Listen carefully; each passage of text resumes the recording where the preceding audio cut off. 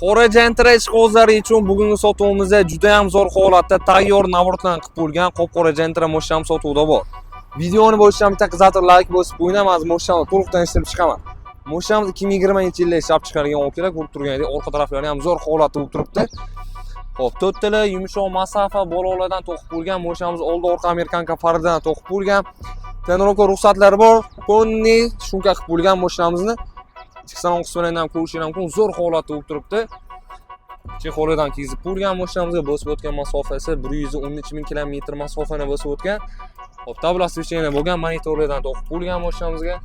Xullas, zo'r holatda.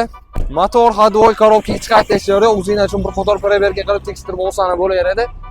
Kraskasi shu moldin napasida bitta eshigida kraskasi bor, o'zingiz uchun tekstir olasizlar.